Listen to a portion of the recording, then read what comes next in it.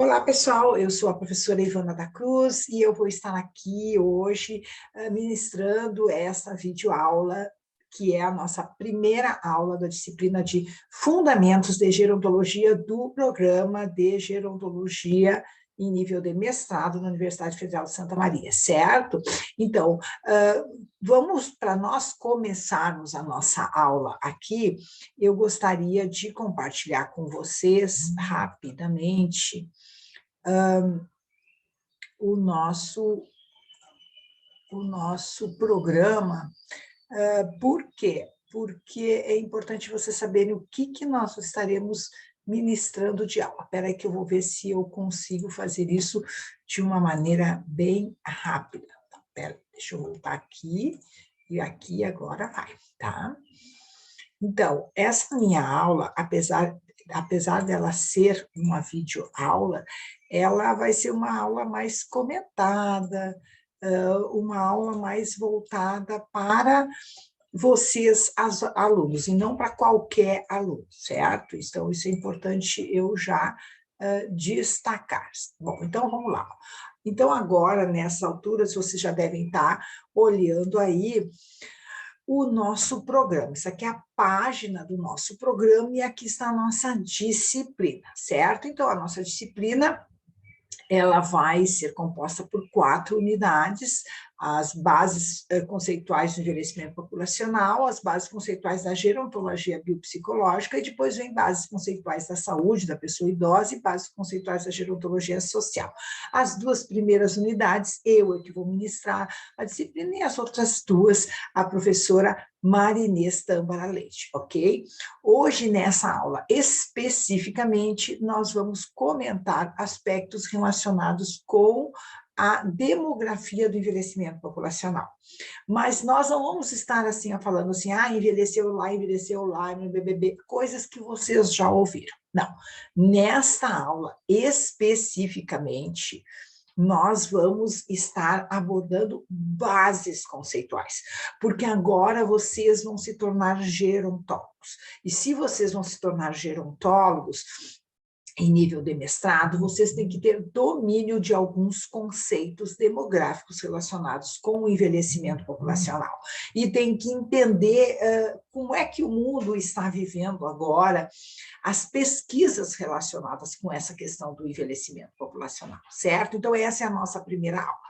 A segunda aula, sim, aí a gente vai abordar bem a questão do envelhecimento populacional no Brasil, o histórico da gerontologia no Brasil, e eu também vou apresentar para vocês, de uma maneira geral, como é que está estruturado o nosso curso em termos conceituais, que eu acho que é muito importante vocês já ouvirem mais a respeito do curso, o que já foi feito, como é que vocês vão se encaixar nessa história toda e vão fazer parte dele, parte da história da construção desse nosso mestrado, ok? Então, vai ser mais ou menos assim que a gente vai delimitar essa primeira unidade. A outra segunda unidade, a gente vai dar uma visão geral sobre biologia do envelhecimento, a psicogerontologia, e nós vamos tratar essa visão geral como uma introdução. Muitos de vocês vão ter mais conhecimento, outros menos, porque, como a gente sabe, a gerontologia é uma área bastante interdisciplinar, não é mesmo?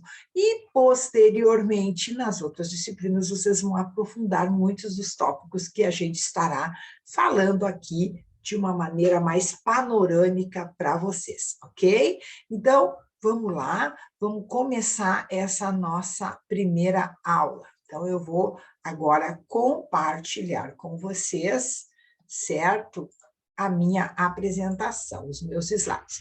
Aqui, ó, eu também gostaria de já salientar que, complementar a essa aula, eu construí um texto, que é o primeiro capítulo, né, no livro que eu estou mais ou menos organizando a respeito da temática, que eu vou estar disponibilizando para vocês lá na página do Moodle da nossa disciplina.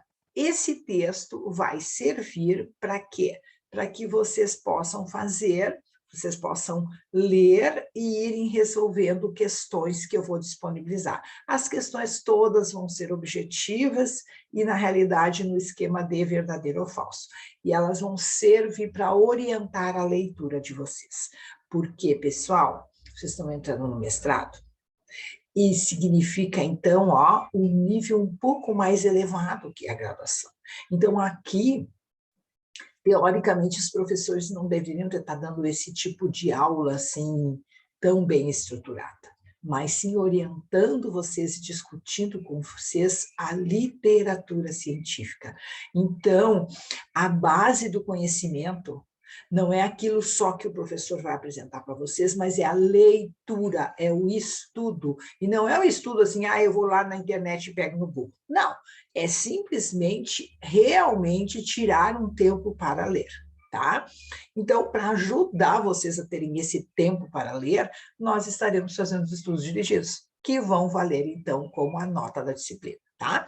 Provavelmente eu já expliquei isso para vocês no nosso primeiro encontro, mas vale a pena repetir aqui, certo? Então, vamos começar lá? Vamos embora? Então, vamos. Vamos, então, falar hoje sobre as bases conceituais do envelhecimento populacional, o nosso tópico 1, aspectos demográficos do envelhecimento populacional, certo? Bem, eu gostaria de dizer que, além do meu texto, que aí engloba, não é, informações de várias fontes, de vários outros textos, principalmente de artigos científicos, eu vou estar utilizando também aqui, o nosso, pera, deixa eu botar aqui spotlight, tá? Esse texto aqui, que é sobre envelhecimento populacional, que foi publicado em 2019 pelas Nações Unidas, em parceria, claro, com a Organização Mundial da Saúde. Vai ser um texto que a gente vai estar... eu vou estar também trabalhando muito com as informações que eu vou passar aqui para vocês. Bem, então, para nós começarmos a nossa aula, eu vou fazer uma breve introdução. E essa breve introdução começa pelo próprio conceito da gerontologia. O que é a gerontologia? A gerontologia é aquela área do conhecimento que vai estudar o envelhecimento biológico e as suas implicações ecológicas, sociais e para a saúde humana. E ela, na realidade, é uma área que agrega múltiplos aspectos, do qual a gente pode enxergar via 4 grandes dimensões. Que dimensões são essas? A dimensão da biogerontologia, ou seja, dos processos biológicos que são associados ao nosso envelhecimento, certo? Também os aspectos associados à psicogerontologia, aqueles impactos relacionados com o envelhecimento que acabam, então, afetando as nossas questões psicocognitivas. Também a gerontologia, ela vai estar fortemente associada ao que a gente chama de gerontologia clínica, que é o manejo, a atenção e o cuidado do idoso sobre diversos aspectos. Então, por exemplo, aqui eu posso ter um manejo assim, da área da enfermagem, com um olhar mais gerontológico, da nutrição, da fisioterapia, da psicologia mesmo, não é? Então, ela é o que a gente chama de gerontologia clínica e ela vai estar extremamente associada à geriatria, que é uma área médica. Então, a geriatria, ela é uma área médica especializada no cuidado do idoso e que vai estar sempre, de braços e abraços com a gerontologia clínica, que engloba, então, todos os outros profissionais da saúde e da área social que abraçam a causa de trabalhar e dar atenção e cuidado ao nosso idoso, certo? Aí é óbvio que eu tenho ainda nessas dimensões a dimensão da gerontologia social. Entender que sempre que essa pessoa que está vivendo e que está envelhecendo e que posteriormente se transforma numa pessoa idosa, ela está mergulhada num entorno social que vai afetar, sim, a sua vida e o seu envelhecimento. Essa influência pode ser negativa, pode ser positiva, mas ela vai existir. Então, não dá para tirar nem o envelhecimento e nem o idoso do contexto social, certo? Bom, o que mais a gente tem que comentar, então? Se a gente consegue enxergar essas 4 dimensões da gerontologia, é importante, então, entender que trabalhar com gerontologia não é uma coisa nada fácil. É bastante complexo. Então, parabéns para vocês que abraçaram a causa. Porque a gerontologia, que nem esse cubo aí, ela tem várias interfaces, então ela é altamente interdisciplinar. E nós vamos precisar contar um com o conhecimento do outro, com a experiência do outro, para montar aí esse grande quebra-cabeça que é a gerontologia, para a gente poder realmente manejar melhor os nossos idosos, ou mesmo estabelecer aí programas de saúde e envelhecimento bem-sucedido, que vai acabar sendo conduzido em grupos etários mais jovens, tá? Então, ela é interdisciplinar e ela interconecta, então, essas dimensões biopsicológicas, clínicas e sociais. Bom, para a gente poder entrar realmente hoje nessa questão do envelhecimento populacional, eu ainda preciso passar para vocês aqui algumas referências conceituais. Eu sei que muitas pessoas de vocês já trabalham com essa área, já fizeram, inclusive, especialização em gerontologia, mas aqui vale a pena ver de novo e sistematizar isso aí dentro do nosso contexto, tá? Então, o primeiro referencial que eu vou dar para vocês é o conceito de longevidade. Nós consideramos a longevidade e o tempo de vida aquele espaço de tempo que vai do nascimento até a morte do indivíduo. Aí você pode estar pensando assim, bom, mas todo mundo sabe disso. Sim, mas o que acontece é que quando a gente pensa em envelhecimento biológico e não em tempo de vida, nós agora temos que considerar outro conceito, que é o conceito de desenvolvimento biológico. Quando nós vamos falar em desenvolvimento biológico, pessoal, a gente tem que lembrar que todos nós um dia fomos uma única célula. E se a gente foi uma única célula, essa célula teve que se multiplicar e se diferenciar e formar um ser tridimensional com milhões de células. E que, quando for adulto, vai ter mais de 75 trilhões de células. E essas células vão ser de diversos tipos, são 216 tipos diferentes de células, que vão organizar os nossos tecidos, os nossos órgãos, os nossos sistemas, certo? Então, para a biogerontologia moderna, o desenvolvimento do ser humano, ele começa lá na embriogênese, no período pré-natal, logo depois que aconteceu a fecundação. E aí a gente nasce, vem a infância, a adolescência, a fase adulta, que é aquela fase reprodutiva que geralmente aí nós estamos com todas as nossas melhores competências funcionais e cognitivas. Por que que esse aí é o nosso pico de melhores condições? Porque nós temos que ter muita energia aí para reproduzir e para cuidar dos nossos filhos. E cuidar dos nossos filhos significa o quê? Trabalhar, significa nós estarmos inseridos num contexto social que demanda muita energia, sim. Tá? Então, aí, na medida que a gente vai passando essa fase adulta, nós finalmente vamos entrar na fase pós-reprodutiva, que nós conhecemos como velhice. Aqui é claro que na mulher fica um pouco mais fácil a gente definir quando é que ela começa a entrar, porque por conta da menopausa, mas tem que pensar aqui que quando a gente chega mais ou menos no pico da fase adulta é quando nós temos uns 20 e poucos anos, 25 anos. E depois dos 25 anos, conforme o sistema corporal e o órgão, a gente já começa a apresentar declínios funcionais, tá? Então, na realidade, a gente tem um grande tempo ainda na fase adulta para declinar, certo? Para ter essas diminuições das nossas funções biológicas e cognitivas, certo? O que acontece é que quando nós temos mais ou menos 60 anos, Uma grande parte dessas modificações biológicas que indicam algum nível de declínio já aconteceram, né? E por isso que a gente considera aqui no Brasil a nossa... Espera só um minuto que está batendo aqui, eu vou já... Aqui no Brasil, nós consideramos idosos pessoas acima de 60 anos ou mais, e em países do desenvolvimento, de desenvolvimento maior, como os Estados Unidos, Europa, 65 anos. Por quê? Porque nós também sabemos que muitas desses declínios, eles podem acabar sendo acelerados, né?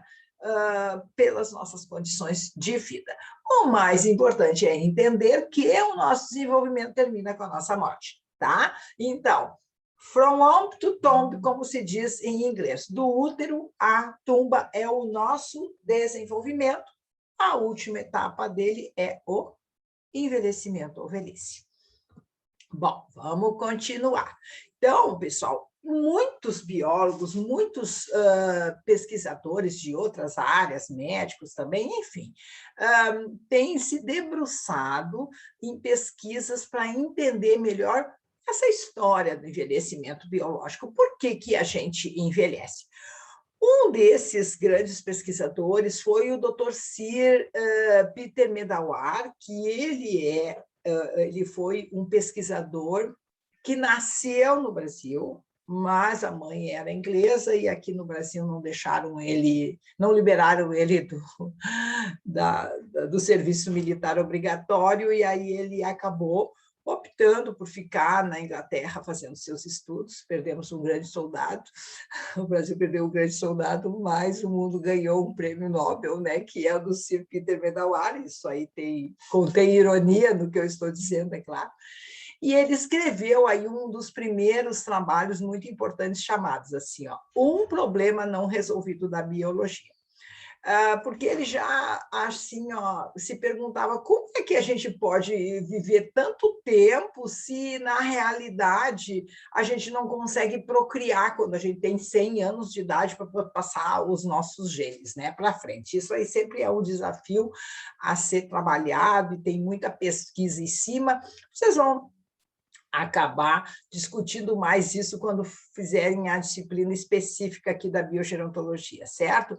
O mais importante é que o Medawar já dizia que o envelhecimento biológico representa um conjunto de modificações que ocorrem no organismo e que levam ao seu declínio funcional e que aumentam progressivamente a nossa chance de morrer, tá? Então, todo mundo vai viver isso, não tem outra alternativa, certo?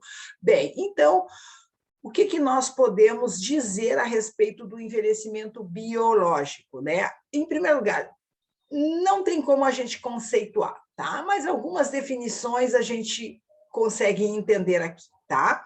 Ele sempre vai ser um fenômeno progressivo, então as mudanças são graduais. Isso aí é bastante interessante, porque quando a gente, às vezes, passa muito tempo sem ver algum amigo, algum familiar, passa os 20 anos depois, encontra a pessoa, é a primeira coisa que tu diz, nossa, como fulano envelheceu. Óbvio, ele está dizendo a mesma coisa de ti. Por quê? Porque se passou o tempo e como as mudanças são graduais, nós vamos nos adaptando e muitas vezes não vamos nem sentindo elas, tá? A gente também diz que o envelhecimento biológico ele é deletério, ele vai reduzir a função biológica com o passar do tempo, então a gente vai ficando com menos energia, a gente vai diminuindo aí os nossos equilíbrios fisiológicos dinâmicos, então a nossa homeostase ela fica um pouco mais, digamos, prejudicada, e assim vai, tá? E ele também é intrínseco. O que significa isso? Ele é muito dependente das interações genéticas ambientais de cada indivíduo. Eu gosto de dizer que o envelhecimento biológico, assim como as nossas digitais, né, as nossos digitais, eles são praticamente únicos, né? Cada um vai ter o seu. Bom, mas, ao mesmo tempo, também o envelhecimento é universal. O que significa isso? Significa o seguinte, que vão existir algumas similaridades associadas ao envelhecimento, que pode acontecer mais tardiamente ou mais precocemente, mas que a gente encontra em todos os membros da mesma espécie. Então, é esperado, por exemplo, com mais precoce ou menos pessoal, que a gente fique, os cabelos brancos, começa a aparecer ruga e assim por diante. Então, por isso que a gente diz que ela é universal. Por exemplo, aqui, ó, para quem estuda a parte da biogerontologia, a gente sabe, por exemplo, que tem animais que têm poucas mudanças ao longo do envelhecimento, que eles ficam muito parecidos quando são jovens. Esse é o caso, por exemplo, das tartarugas, né? Agora, vamos ver, né? Olha a cara da tartaruga, se já não é toda enrugada. Eu estou brincando, eu digo que ela já nasce velha, esqueci. É uma brincadeira aqui, tá, pessoal? Bom, vamos lá. O mais importante é vocês entenderem isso aqui. Eu estou adiantando essa parte do envelhecimento biológico que eu teria que falar na segunda parte da nossa unidade. Por quê? Porque como nós vamos explicar envelhecimento populacional sem estar com tudo isso bem claro na nossa cabeça, certo? Então, essas aqui, ó, são as coisas mais relevantes que nós precisamos saber para poder entender o impacto do envelhecimento populacional. E uma delas, é claro, é uma coisa que também todos vocês sabem, que ao longo do envelhecimento, nós vamos acumulando disfunções e maior risco de desenvolvimento de doenças crônicas não transmissíveis, certo? Que entre elas estão, né, em primeiro lugar, as doenças cardiovasculares, o diabetes, certo? A gente vai ter também aí as doenças neurodegenerativas, como é o caso do Alzheimer e do Parkinson, a gente vai ter também aí transtornos psiquiátricos que são mais frequentes no idoso, como é o caso da depressão maior, também tem mais risco de câncer e assim de AVC e assim por diante, tá? E também não tem como eu não falar para vocês que o idoso, como ele vai ter processos de envelhecimento no seu sistema imune, ou seja, ele vai entrar num processo de imunossenescência, ele, é claro que acaba tendo mais risco para ser infectado por doenças contagiosas e também de desenvolver complicações associadas a esta doença. Vide o caso da pandemia Covid-19, que impactou diretamente muito mais as pessoas idosas, certo? Que nós vamos falar um pouco mais sobre isso na segunda aula, quando eu falar em envelhecimento populacional brasileiro, que eu vou abordar um pouquinho sobre a questão do impacto aí da Covid na questão do envelhecimento. Bem, então, o que nós podemos realmente saber do envelhecimento e dizer sobre o envelhecimento? Número 1, ele é um fenômeno biológico. Número 2, por ser um fenômeno biológico, ser uma etapa da nossa vida, ele não pode ser nem interrompido e nem revertido. Mas ele pode ser acelerado ou desacelerado segundo as nossas condições de vida. Tá? Então, se existirem fatores de riscos como muito estresse, obesidade, tabagismo, não é? Uma série de fatores que impactam a nossa biologia, esse envelhecimento pode ser acelerado. E aí, nesse caso, nós podemos ter aumento de doenças crônicas não transmissíveis e também o desenvolvimento de uma situação conhecida como fragilidade, em que o idoso ele vai apresentar uma série de características que vão aumentar a sua dependência de cuidados por outras pessoas e, inclusive, vai aumentar o seu risco de institucionalização. Além disso, é claro que aumenta o seu risco de mortalidade, tá? Sobre essa questão da fragilidade, eu abordo alguma coisinha lá no nosso texto de referência, mas a professora Marinês vai falar com vocês mais aprofundadamente sobre fragilidade, certo? Bom, por um outro lado, eu posso ter fatores de proteção, como uma dieta equilibrada, atividade física moderada, controle nas condições de estresse, certo? E todo esse processo de cuidados, de prevenção de doenças e tudo mais, vai acabar, então, desacelerando esse nosso envelhecimento. Ou seja, a tendência é que essas pessoas, quando apresentarem ou se apresentarem alguma morbidade, alguma doença crônica não transmissível, elas vão apresentar lá bem no final da vida, depois dos 85, 90 anos de idade. Então, a gente diz que a desaceleração do envelhecimento, pessoal, ela comprime o período das nossas vidas que a gente tem que conviver com a mortalidade, com as enfermidades, e também comprime lá para diante a ocorrência da mortalidade, certo? Então, os fatores de proteção e a desaceleração do envelhecimento vai aumentar o tempo em que o indivíduo continua autônomo e independente, aumenta a sua produtividade e, por consequente, aumenta a sua longevidade. Então, aqui o pessoal bora escolher. É óbvio que todos nós somos uma balança. Ninguém pode apenas fazer uma escolha ou não, e aí as coisas vão acontecer de modo linear, né? A gente não tem como ter controle de tudo que acontece nas nossas vidas, certo? E, às vezes, então, a gente se depara, por exemplo, com situações altamente estressantes que, caem em cima e tu tá aqui te cuidando e quando tu vê, tu tá acelerando o teu envelhecimento, aí tu tem que fazer todo o esforço para voltar para cá, tá? Algumas pessoas não conseguem. Bom, então, como eu falei para vocês, infelizmente, as situações ainda hoje de alta prevalência de doenças crônicas não transmissíveis, de fragilidade e dependência, é a mais prevalente nos nossos idosos. E isso também tem um custo social muito grande, porque implica em alto custo de serviços de saúde social para atender esses indivíduos e tem um impacto negativo enorme nas famílias, que muitas vezes não sabem como fazer para cuidar do idoso, aí tem que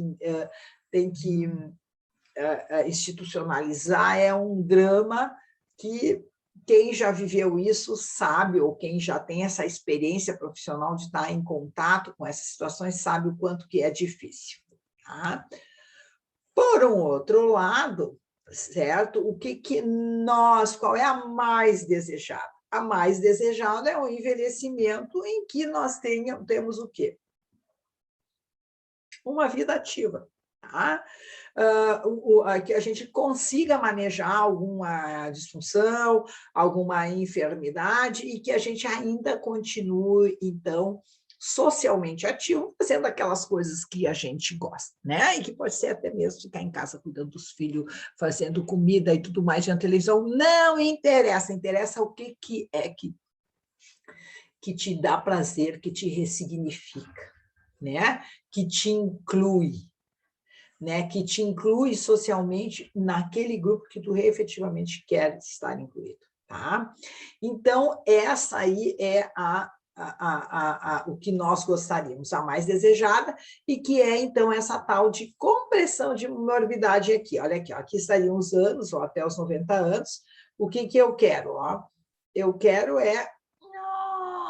aumentar para cá, bem para cá, o período de enfermidade. Aqui eu quero estar mais livre de doença ou bem controladinho, tá?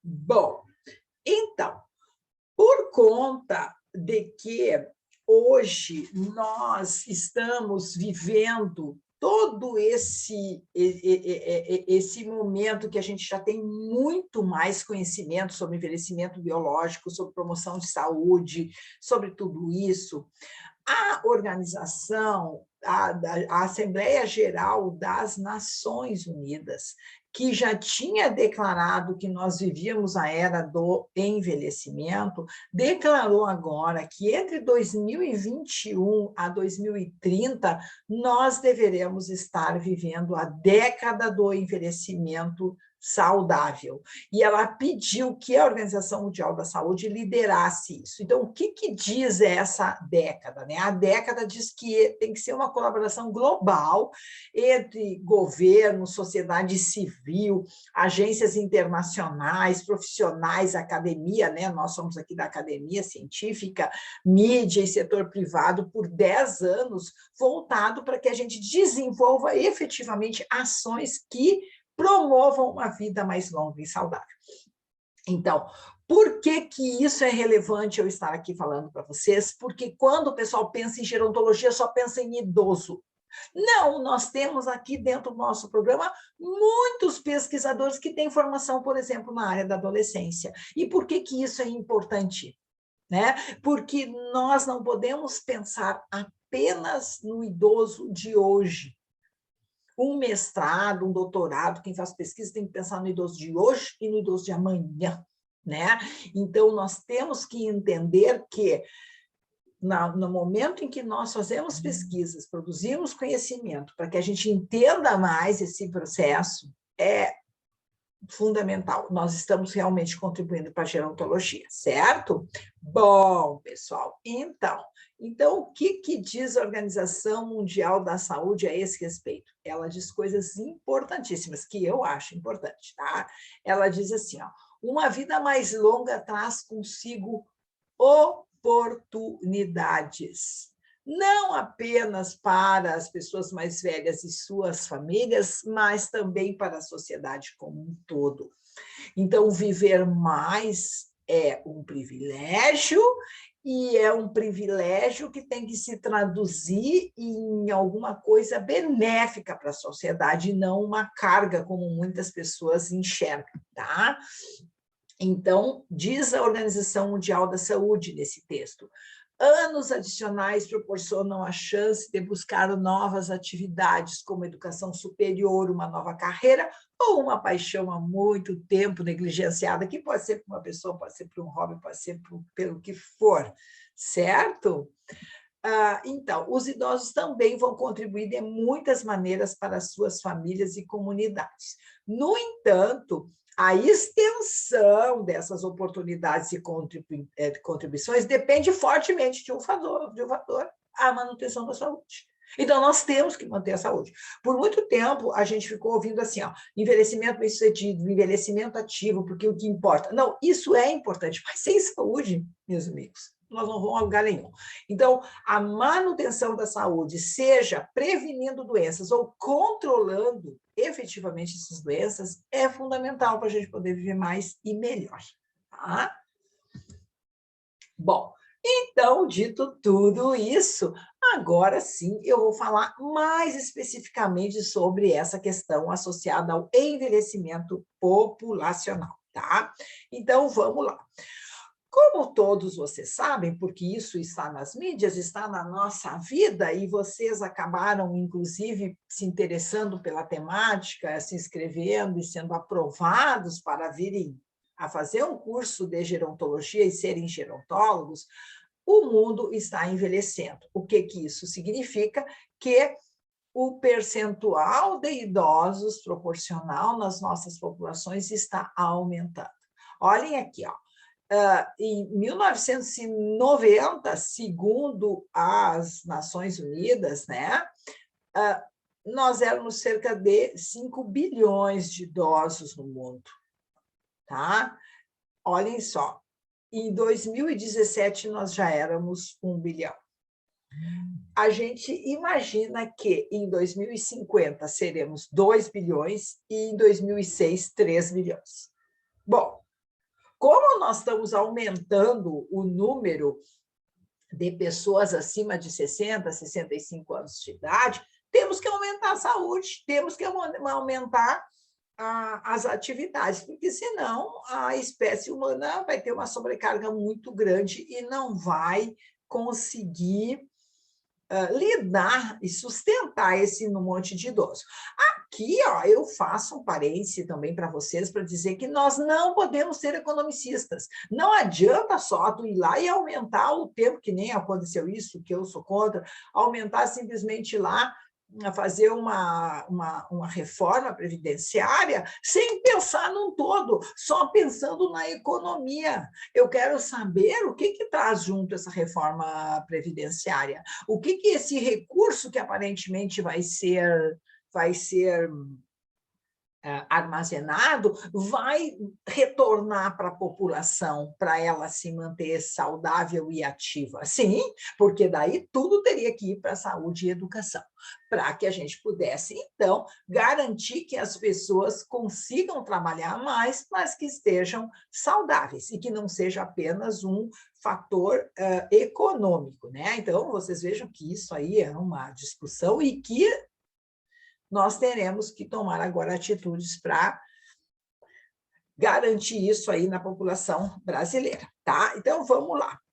Mas sobre o Brasil, nós falamos no nosso próximo vídeo, né? Então para nós falarmos sobre envelhecimento populacional, nós temos que entender que envelhecimento populacional é um estudo feito pela demografia. A demografia é a área da ciência também conhecida como geografia da população. Ela fica estudando, então, ali a geografia humana, que isso implica em quê? É entender como é que acontece a dinâmica das populações em relação ao quanto que tem de homem, quanto tem de mulher, quanto tem de criança, quanto tem de adulto, jovem, idoso, ao longo do tempo, não é? Então, ela fica orientada para entender essa pirâmide aqui, ó, das populações. Por exemplo, numa dada população, quantas pessoas nascem? Quantas pessoas vivem aqui dentro, saem ou entram? Quantos óbitos acontecem? Essa roda aqui, digamos, ela está sempre girando. E ela tem um grande impacto nas nossas sociedades. E é em cima desse entendimento que a gente consegue, então, fazer previsões, consegue criar políticas públicas e consegue, então, melhorar as nossas vidas.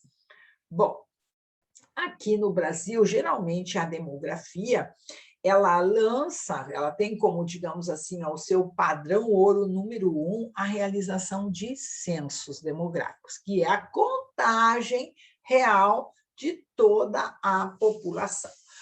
Aqui no Brasil, quem faz esse serviço, quem se dedica não só a fazer os censos, porque eles são muito intensos e gastam muita energia, recurso e tudo que acontece só de tempos em tempos. Então, quem se dedica não só a fazer censos, mas a partir dos censos a fazer estimativas da dinâmica populacional, do crescimento populacional e tudo mais, é o Instituto Brasileiro de Geografia e Estatística, que vocês também já ouviram falar. Pois bem, então, aqui ó, eu tenho uma página que eu retirei, ó, então aqui, né, que ele já diz aqui, ó, população estimada, ó, nós, nesse momento, somos 213.691.897 brasileiros. Ele também, o Instituto, ele vai se dedicar a fazer o quê? A fazer outras estimativas socioeconômicas da população, porque população e essas estimativas andam sempre juntos e uma interfere e influencia na outra, certo? Aqui, então, ó, vamos dar uma paradinha aqui no meu... Espera aí, não. Não quero. Ah, tá. Eu não posso sair do meu Zoom enquanto... Ah, não, olha aqui. Certo. Deixa eu ver se eu tenho aqui para mostrar para vocês. Aqui, ó, o portal do IBGE. Então, vamos lá. Agora tem que voltar. Deu. Portal do IBGE. Aqui o slide. É que, às vezes, né, pessoal, eu quero mostrar para vocês e dar aquela complicação toda. Espera aí, vou voltar lá. Já vai. Como eu falei para vocês, né? Isso aqui é uma... Oh, esse que eu quero. Um minutinho. Aqui tá. Ó. Então, pessoal, ó, esse aqui assim, ó, é o nosso site que eu falei para vocês, ó, e aí eu consigo entrar dele e saber a projeção das populações por unidades da federação. Eu vou ter aqui, ó, pirâmides populacionais, que logo em seguida eu vou falar para vocês. Então, aqui está apresentando a população da Bahia, tá? Aí aqui, ó, a taxa de crescimento, mostrando que diminuiu, a questão, a percentual aqui de homens e mulheres, certo? As taxas de natalidade, a expectativa de vida ao nascer, quando é que eu imagino que a população vai aumentar a sua longevidade, que a gente vai ver taxa de mortalidade infantil, enfim, bem bacana. Por que eu estou mostrando isso para vocês?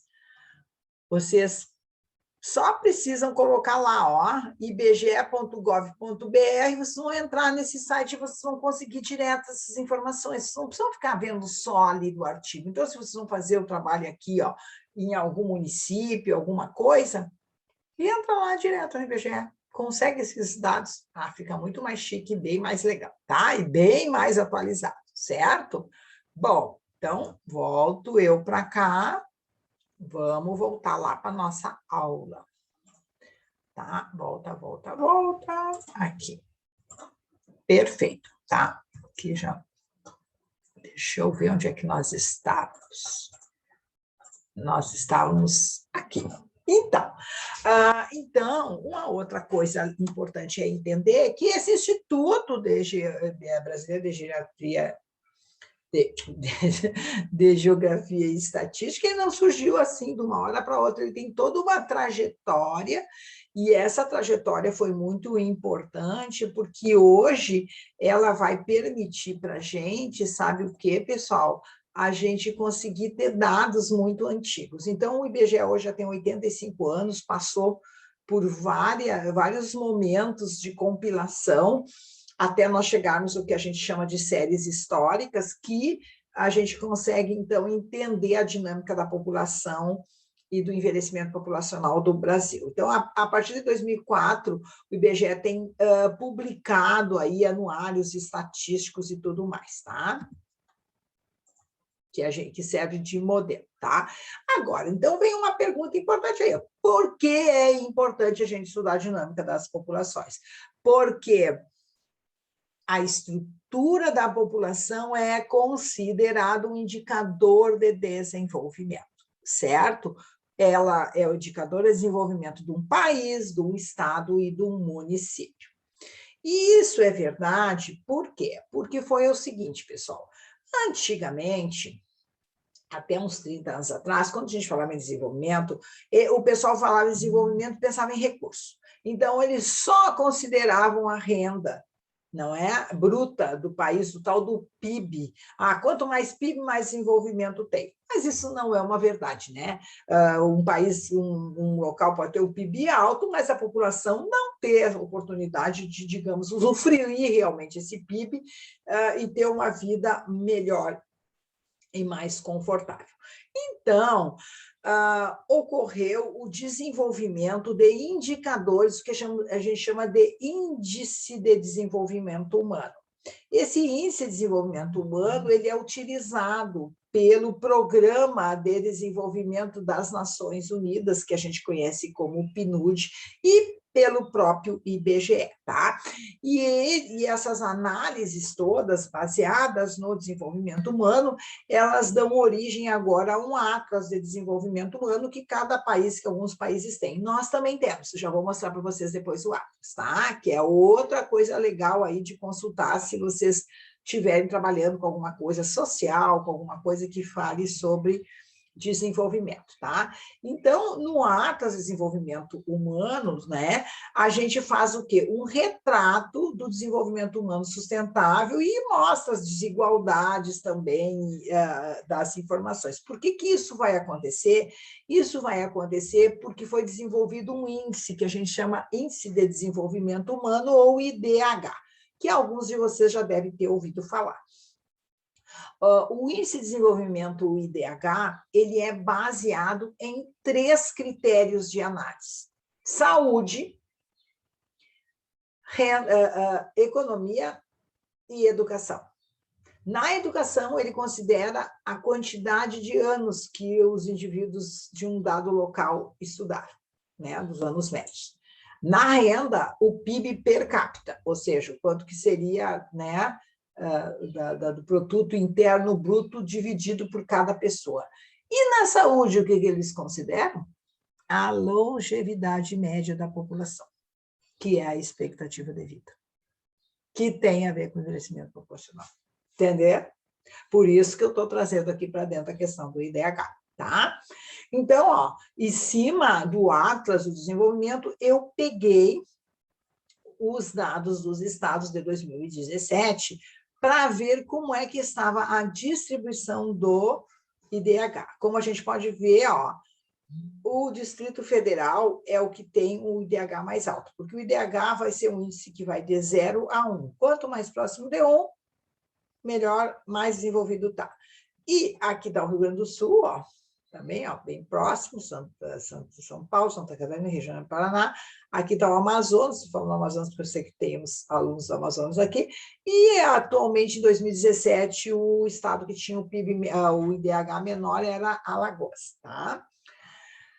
Então, o IDH, ele é calculado pelo PNUD ou também pelo IBGE. Só que o IBGE, agora, ele calculou o IDH não só para os estados, mas para cada município, mas ele fez isso só baseado no censo de 2010. Então, nós estamos com um atraso aí de 11 anos, né? Então, esse dado aqui foi calculado para os estados pelo PNUD, que é de 2017, por isso que eu estou apresentando aqui para vocês, certo? Bom, então, agora eu vou poder... Assim, ó, deixa eu comentar também para vocês, antes de eu entrar aqui, vamos voltar aqui um pouquinho, que lá no meu texto eu aprofundo um pouco mais, e aí eu mostro direitinho aí quais são as categorias que fazem com que o Brasil ou alguma cidade ou algum município tenha um IDH alto, médio, baixo ou muito alto, tá? Certo? Vocês vão ter a oportunidade de ler e estudar lá. Bom, então agora vamos falar finalmente sobre os conceitos básicos em demografia, para a gente realmente poder entender sempre o que significa essa história de envelhecimento populacional ou qualquer outra coisa a esse respeito. Então, vamos para o primeiro conceito, que é o de população absoluta. A população absoluta, na demografia, considera o número total de indivíduos que vivem em um determinado local. Tá? Então, aqui, ó, eu tenho um mapa mostrando, do censo de 2010, a população absoluta do Brasil, mostrando, ó, que esses estados aqui, ó, mais marrons, é os que têm maior quantidade de pessoas, como vocês poderiam imaginar. E aí os mais amarelinhos, né, têm menos. Bom, então essa é o conceito de população absoluta. O outro conceito importante também se entender é densidade demográfica, tá? Às vezes tem muita gente num lugar, mas um lugar é enorme de grande, e outras vezes o lugar é bem pequeno. Então, a gente usa como estratégia esse indicador que a gente chama de população relativa, que é a densidade demográfica. Nesse caso, a densidade demográfica ela é calculada pelo número de habitantes que vivem por quilômetro quadrado, tá? Então, a densidade demográfica sempre é apresentada como habitantes por quilômetro quadrado, certo? Então, aqui, ó, também com base no censo de 2010, eu mostro que a densidade demográfica nos nossos estados, nas nossas unidades federativas, são diferenciadas, né? Por exemplo, aqui na região norte, eu vou ter baixíssima densidade demográfica se eu comparar aqui, ó, com São Paulo, Rio de Janeiro, Espírito Santo, ou mesmo com alguns estados do Nordeste. Bom, quando a gente fala em densidade demográfica, nós também temos que introduzir aí um conceito muito relevante, que às vezes é deixado de lado, que é o da superpopulação. Esse é um conceito aplicado quando a quantidade de indivíduos que moram em um determinado O local excede os recursos sociais, a infraestrutura e econômicas para manter a mesma. Bom, digamos assim, essa figura aqui da Índia já diz tudo. Então, superpopulação sempre é um conceito demográfico negativo. É quando estourou já a possibilidade de que as pessoas vivam nesses locais e que tenham a mínima quantidade a mínima condição de sobrevivência com qualidade, tá? Bom, é claro que existe o contrário, países populosos, superpopulosos, mas que conseguem manter essa qualidade de vida e atender às necessidades dos mesmos. Esse aqui é o caso do Japão, né? O Japão tem áreas superpopulosas, mas as pessoas vivem bem. Eu já tive a oportunidade de ir 2 vezes para Tóquio, tá? E atravessar uma rua que, por dia, atravessa 3 milhões de pessoas, é isso. É uma quantidade enorme. Agora, tu anda no bairro central de Tóquio, que é Shinjuku, tá? Shinjuku, tu não encontra uma coisinha, uma sujeirinha no chão. Aquele mundaréu, essa aqui assim é a imagem, aquele mundaréu de pessoa caminhando, tudo organizado, tudo certo. Por quê? Porque não é só a estrutura que garante, é a educação dessas pessoas. Essas pessoas estão educadas para o coletivo. Elas pensam primeiro no coletivo e depois nelas. Por isso que dá certo. E o que significa pensar primeiro no coletivo? Significa, eu estou gripado, eu vou usar máscara para não passar para outras pessoas. Mas isso já era assim, toda a vida só. Quer dizer, em 2015, quando eu fui lá, eu encontrava um monte de gente já com máscara na rua. Por quê? Porque ela estava gripada, não ia passar para o outro. Então, essa é a consciência, né? A consciência é que tu anda por Shinjuku e por lugar, não tem uma lata de lixo. Eles não recolhem lixo, sabe por quê? Porque as pessoas pegam o lixo delas, tá? E, colocam na bolsa. E depois colocam fora, né? Então, isso é senso de coletividade. Isto é educação, né? Então, essa não é educação assim, refinada. Não é uma educação refinada. É a educação pelo coletivo. E as pessoas se prejudicam por isso? Não, elas só ganham com isso. Porque elas não precisam lidar com o lixo, com o excremento, com as outras coisas dos outros. Elas recolhendo o seu. Elas ficam mais tranquilas sabendo que alguém não vai passar uma porcaria para elas, uma doença, uma infecção.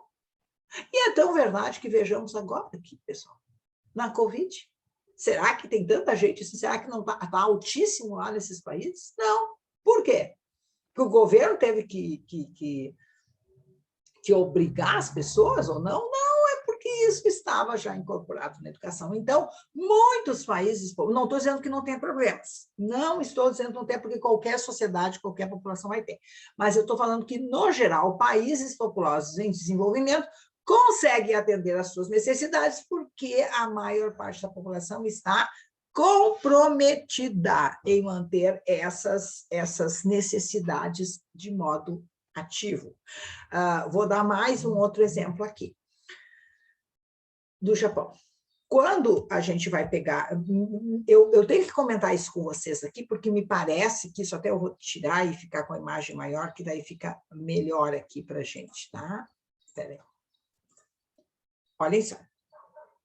Quando eu fui para o Japão, também uma coisa que eu observei que foi bem interessante, 2 coisas que eu quero comentar com vocês, e que aconteceram na questão do transporte coletivo, porque o metrô lá é altamente utilizado. E eu tinha que pegar o metrô do local onde estava o meu hotel até a Tokyo Metropolitan University, que era o local onde eu tinha a minha interação com pesquisadores japoneses. Pois bem, ficava apenas umas 2 estações. 2 coisas que me chamaram a atenção. Número 1, e isso significa economia, né? Quando eu cheguei lá e fui comprar as passagens de metrô, eu comprei, eles fazem o seguinte, eles te vendem um recurso. e não uma passagem que vai dentro de um cartão, como se fosse um cartão de crédito, tá?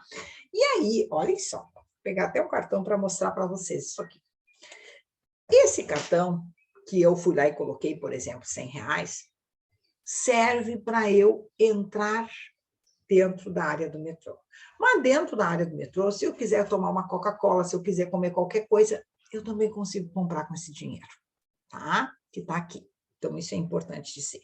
Mas a coisa que mais me chamou a atenção foi o seguinte: todas as catracas estavam 100% abertas. Não ficava assim, abrindo, fechando, imagina com 500 mil pessoas. Então, como é que funcionava? Quando eu ia passar, eu pegava o meu cartão e encostava lá na plaquinha e entrava.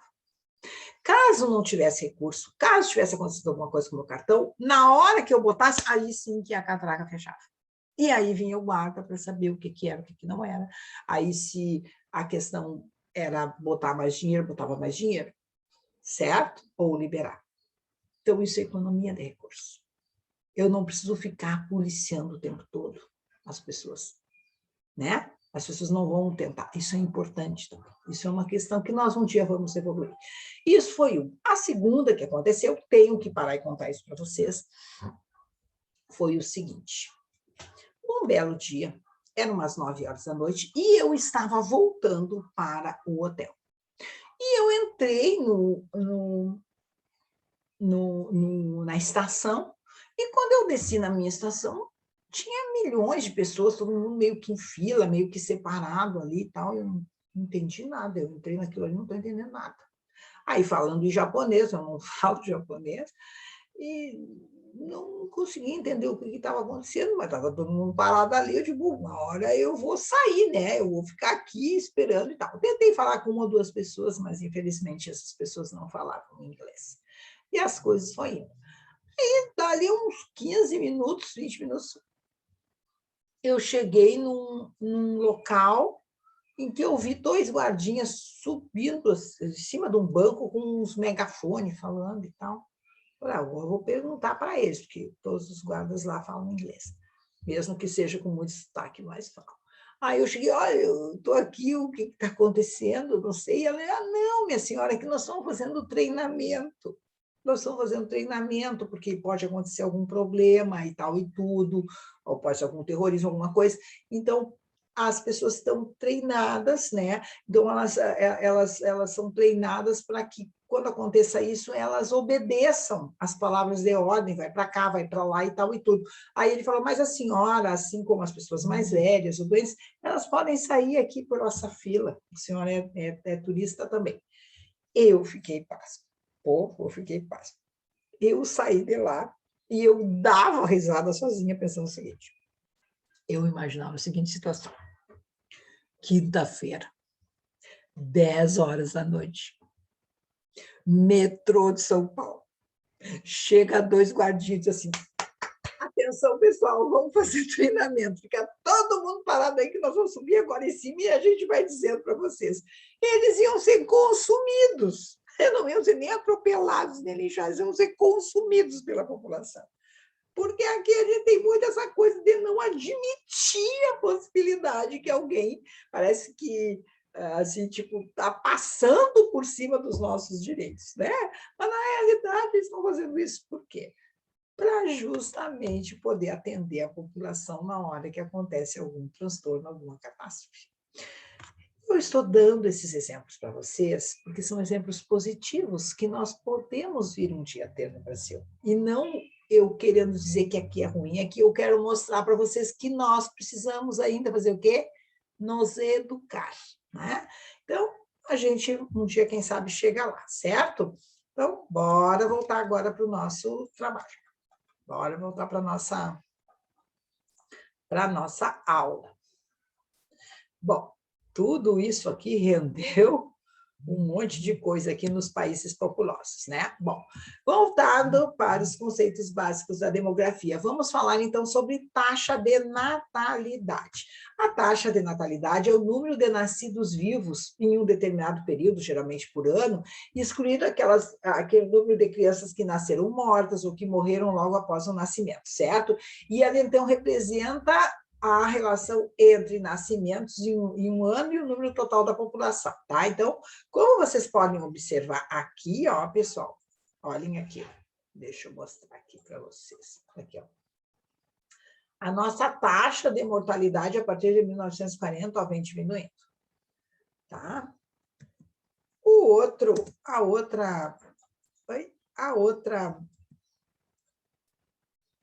conceito básico que a gente vai falar agora é a taxa de fecundidade. A taxa de fecundidade, ela vai ser aquela que nos diz qual é que é o número médio de filhos que uma mulher em idade fértil, geralmente por convenção entre 15 e 49 anos, ela vai possuir. Então, a taxa de fecundidade também está diretamente relacionado com os processos, a gente já sabe isso, de urbanização e melhoria das condições socioeconômicas e culturais. Então, geralmente, ela está baixando, tá? Então, aqui, ó, nesse quadro, a partir do censo de 2010, eu mostro, né, um infográfico mostrando que está havendo uma queda, né, na taxa de fecundidade. Ó. Claro que essa queda é maior ó, nos locais, nas regiões sul e sudeste, em relação ao norte e o nordeste, tá? Bom,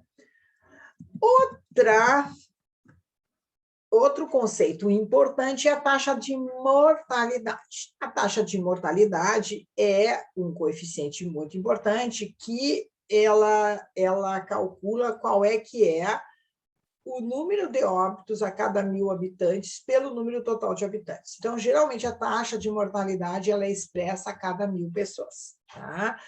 Em algumas condições, por exemplo, agora na Covid, a gente pode colocar essa taxa de mortalidade, se a gente fosse calcular 100.000 pessoas, não tem problema, mas geralmente é 1.000 pessoas.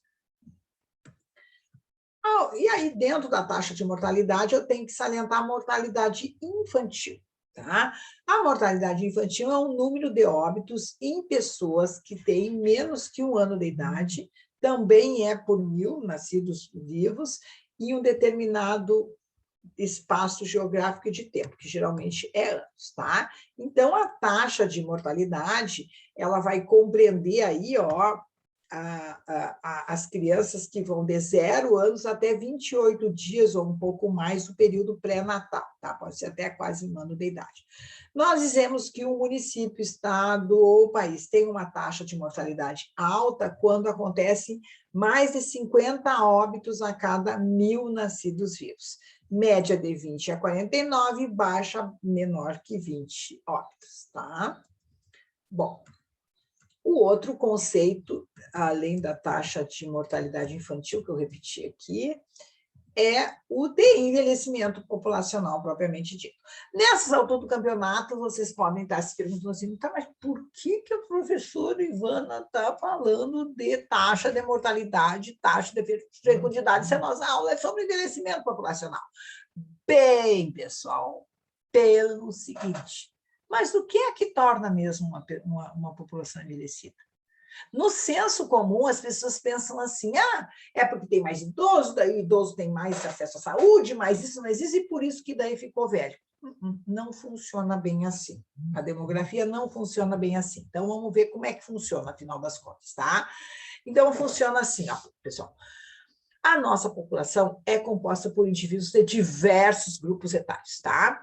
E o envelhecimento populacional vai acontecer quando aumenta o número de idosos em relação aos indivíduos de idades mais novas. Bom, e isso é o que significa envelhecimento populacional, quando a proporção de idosos fica maior, geralmente, que 15% em relação ao resto da população. Bom, mas o que causa esse envelhecimento populacional em termos demográficos? Justamente é a diminuição na taxa de mortalidade infantil e a diminuição da taxa de fecundidade, do número de filhos por mulher. São esses dois grandes eventos demográficos que vão lá na frente fazer com que as nossas populações tenham mais idosos. Atenção, pessoal, isso aqui é a parte mais importante desta aula. É aquilo que difere vocês do senso comum. Vocês são especialistas em biogerontologia e gerontologia, então vocês têm que saber isso, tá? O que vai acontecer efetivamente? Se menos gente morre quando nasce e menos gente nasce, com o passar do tempo, essas pessoas vão ficando, as que não morreram vão ficando cada vez mais velhas, até chegar idoso. E como está entrando menos ingresso de pessoas novinhas na população, está nascendo menos, dá lá pelas tantas, a gente vai ter mais idosos, tá? Então, com o passar do tempo, mais idosos essa população vai ter em termos proporcionais, certo? Então, olhem aqui, ó, o envelhecimento populacional não é instantâneo. Ele é um processo que pode demorar um tempão ou não, tá? Eu peguei aqui, ó, esses dados aqui, acho que é da França, mostrando ó, que a expectativa de vida, a longevidade média, depois eu logo vou falar sobre expectativa de vida, em 1870 ela é ao redor de 30 anos, né? Aí daí ela veio aqui, ó, que teve guerras, né? Por isso que deu essa diminuição, Primeira Guerra, Segunda Guerra, e aí depois ó, continua a aumentar. Então, basicamente, essa população aqui ó, demorou mais de 100 anos para realmente, efetivamente, envelhecer, né? E começar a ficar um número cada vez maior de idosos nela, né? Mas aqui no Brasil, não. Né? Aqui no Brasil, nós tivemos um período muito curto de envelhecimento, e isso é um grande drama para nós, tá? Que a gente vai ver na próxima aula. O mais importante, então, é vocês entenderem que como o envelhecimento populacional é um processo longo e histórico, na realidade, nós dizemos, foi desenvolvido um conceito que a gente chama de transição demográfica para explicar essa mudança, tá? Mas o que é a transição demográfica? A transição demográfica é um conceito que considera que cada população ela tem 4 grandes fases, certo? Que fases seriam essas? Inicialmente, lá nos seus primórdios, e quando ela tinha poucas condições de desenvolvimento e vida, isso lá bem bilhões de anos atrás, bilhões não, mas lá, sei lá, na Idade Média, até antes disso, as taxas de mortalidade infantil elas eram altas e a taxa de natalidade era mais alta ainda. Tá? Então, essa seria... E aí a população, ela igual ia crescendo, hoje crescimento vegetativo quer dizer o crescimento populacional, mas era um crescimento pequeno, então as populações ficavam bem pequenininhas. Essa é a fase pré-transição. Aí, logo em seguida, com as melhorias da condição daquela sociedade, começa a aumentar a oferta de alimentos, diminui a questão da guerra, começam a desenvolver estratégias para cuidar de doenças e tudo mais, a taxa de mortalidade, principalmente a infantil, ela vai caindo. Mas como ainda não existia nenhum tipo de controle de natalidade, a natalidade ainda persiste alta. Nessa condição em que baixou o número de mortos e a taxa de mortalidade continua alta, o que aconteceu? A população cresce. Cresceu. Na fase 3, agora a gente vai ter uma desaceleração da demografia. Como vai acontecer isso? As taxas de mortalidade ficam cada vez mais baixas, porque cada vez mais essa população está desenvolvendo estratégias de qualidade de vida que diminuem a morte das crianças e que também vai diminuir a morte dos idosos, todo mundo nessa população, e ao mesmo tempo que implementa estratégias de controle de natalidade, quer dizer, essas estratégias não precisam ser só farmacológicas, mas as mulheres, na medida que vai melhorando a situação, vão acabando tendo menos filhos e tudo mais, e aí a taxa de natalidade cai. Com isso, se nasce menos gente e morre menos gente, vai ter cada vez mais idoso, mas também vai diminuir o número da população. tá? E, finalmente, nós entramos no que a gente chama de fase 4 da estabilização da população, em que eu tenho baixa taxa de mortalidade, baixa taxa de mortalidade também, e como tem baixa, está nascendo menos pessoas, acaba que a população ela não fica crescendo, não sai de 100 para 200, para 300, para 400 mil, tá? Então, essas são as 4 fases. Pesquisadores mais modernos ainda, mais assim atuais, eles dizem que nós temos uma quinta fase, em que a taxa de mortalidade ela fica mais alta do que nasce, e aí a população entra em crescimento negativo, demográfico negativo, tá? Bom, lá no meu texto eu vou explicar para vocês que tem alguns países, como o caso da Alemanha, da Itália, que estão vivendo essa situação, ou seja, eles vão ter que fazer alguma coisa, porque daqui a 30, 40 anos a população deles vai estar muito pequena, porque a quantidade de filhos que está nascendo é menor que 2, nós não consegue por mulher, né? E aí o pessoal está vivendo muito, daí não consegue repor a população. Aqui, ó, então, pessoal, eu mostro para vocês uma pirâmide, já vou falar da pirâmide, como que era ó, em 1950, tá? E depois em 2010, e como vai ser em 2050 e 2100. O que significa isso? Aqui, ó, pega aqui, 0, 4 anos de idade, tá vendo? Ó? Antes tinha muita gente novinha e pouca gente idosa. Na medida que a pirâmide ela vai diminuindo a sua base e aumentando o seu topo, a gente vai dizendo que ela vai ficando mais quadrangular. Quanto mais acontece isso, mais indicativo de pessoas idosas, ou seja, mais ocorreu envelhecimento populacional nessa população, tá? Certo?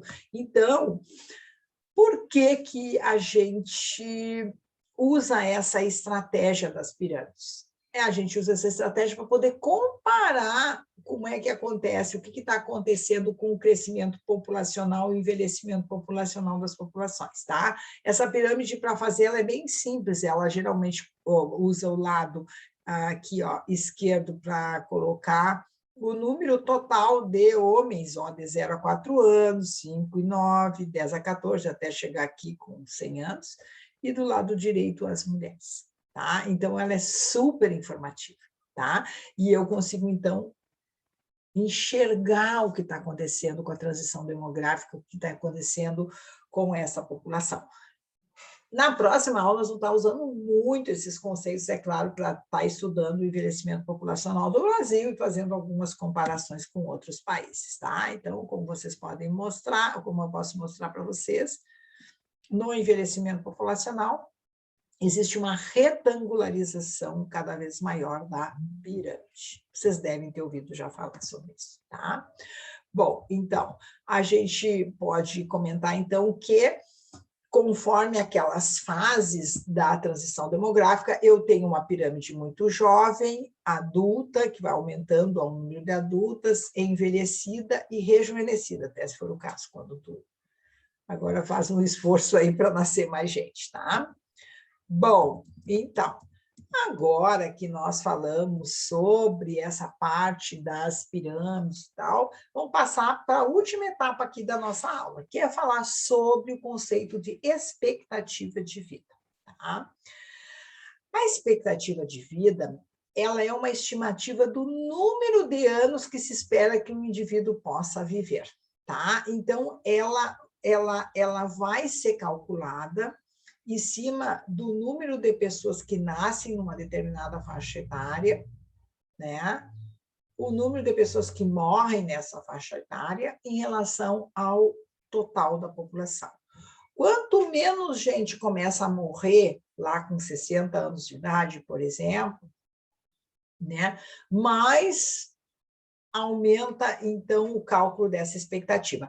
Eu não vou entrar aqui para vocês com cálculo, porque nós não somos demógrafos, ainda que eu tenha feito meu pós-doutorado na Universidade da Califórnia, em 1998, com isso, para entender melhor, na época, pouco se trabalhava com essa questão aqui no Brasil, tá? O mais importante é que a gente, para fazer esse cálculo, a gente chama de tábuas de mortalidade ou tábuas de vida, e quem faz esses cálculos aqui no Brasil, ó, é o IBGE, tá? Então, o IBGE faz esses cálculos e projeta as expectativas de vida, tá? Então, um exemplo que eu vou dar aqui, ó.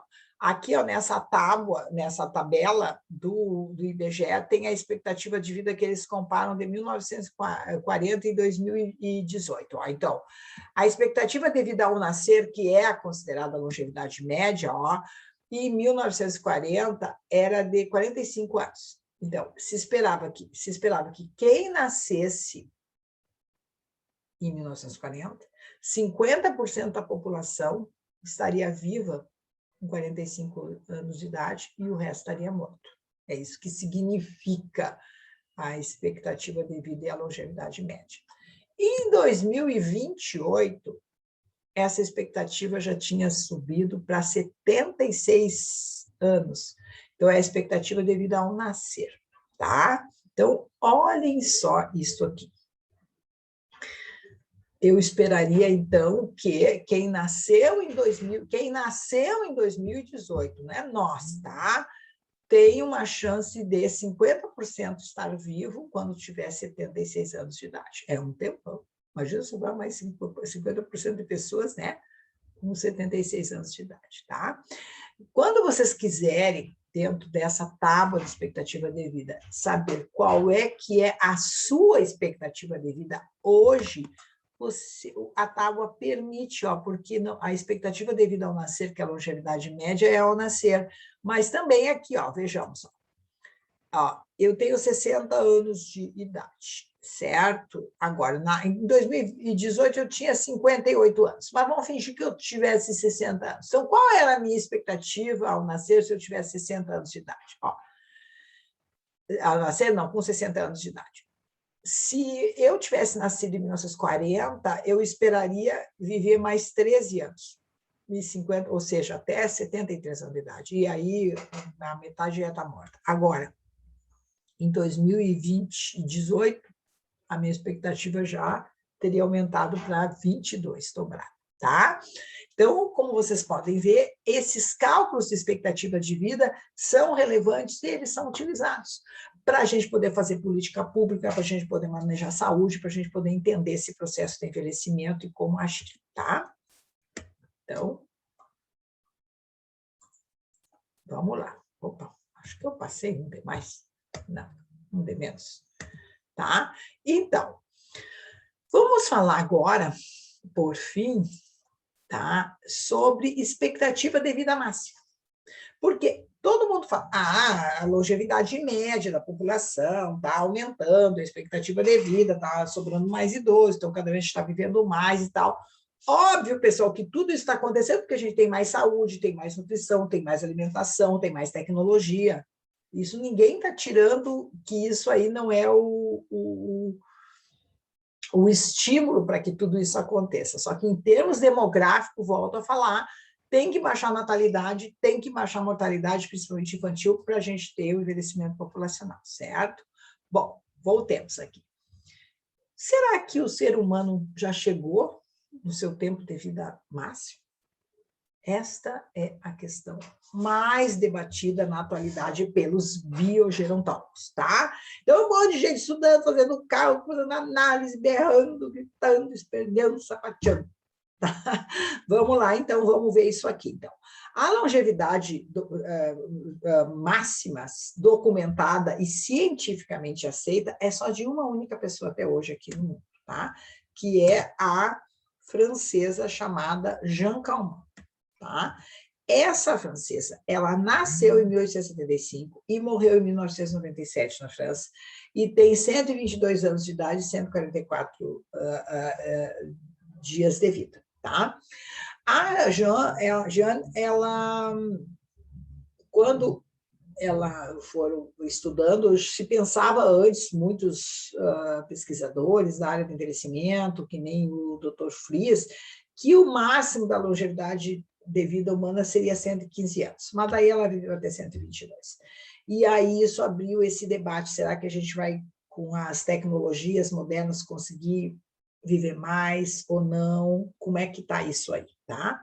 É um grande debate. Inclusive, tem gente que acha que, na realidade, ela própria já seria um engodo, que a filha dela, que ela teria morrido, que a filha dela teria assumido o lugar dela por uma questão de finanças e tal. Eu também já acho que isso é uma teoria da conspiração monstruosa e que não é nada disso. Mas, enfim, vamos lá. Vamos ver, então, quem advoga, o que dizem aqueles que advogam que nós não chegamos na nossa expectativa de vida máxima, de repente a gente vai poder viver até os 130, 120, quem sabe até 150 anos, tá? Um estudo que fortaleceu essa ideia de que o nosso tempo de vida máxima ainda não chegou a um platô, foi o do Wilmot, em 2000. Eles pegaram e fizeram um estudo a partir de dados atuariais, que a gente chama esses dados populacionais da Suécia, que tinham contabilidades desde 1860, e eles se focaram em estudar aqui o tempo máximo, o número de pessoas que tinham vivido cada vez mais, né, com 90, com 100, 102, 100 e poucos anos. Né?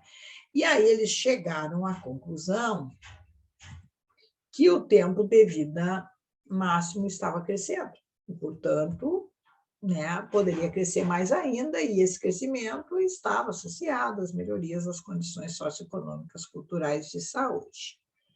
Bom, mas outros pesquisadores acham que, apesar daquele tipo de estudo mostrar que houve esse crescimento, e houve mesmo, nós já chegamos no nosso platô máximo. Tá? Esse é o caso do pesquisador Dong e colaboradores, que publicou, em 2016, um estudo na famosa revista chamada Nature. Né? Aqui eles trabalharam muito com os dados na França e mostraram, por exemplo, que houve, sim, um crescimento na expectativa de vida, mas que, a partir de 1990, por aí, a gente entrou num platô. A gente não houveram mais pessoas com documentação mostrando um aumento mais concreto de vida. Então, que nós já teríamos chegado nesse platô, esse platô estaria na média dos 115 anos de idade, mais ou menos. Tá? Então, argumento que a idade máxima já teria atingido o nosso platô. Bom, aí o que acontece? Que sumiu tudo aqui, não faz mal. Vamos fechar. Alguma coisa aconteceu, mas não tem problema. Deixa eu... Oi? Eu tirar esse compartilhamento agora que eu estou terminando, tá?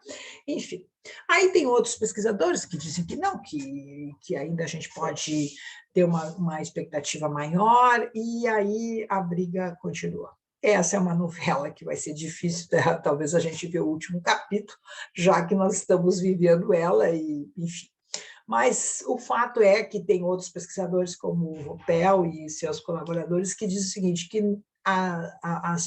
uma grande parte das pessoas que nasceram nesse milênio irão viver os seus 100 anos de idade. Isso já é certo. Né? Até os 100 anos de idade vai aumentar muito o número de pessoas, isso já é mais ou menos correto. Então, pessoal, vamos terminar essa nossa primeira aula? Vamos. Então, assim, o que eu tenho a dizer para vocês aqui agora? O envelhecimento populacional é uma verdade para o Brasil e para o mundo. Ele ainda não terminou.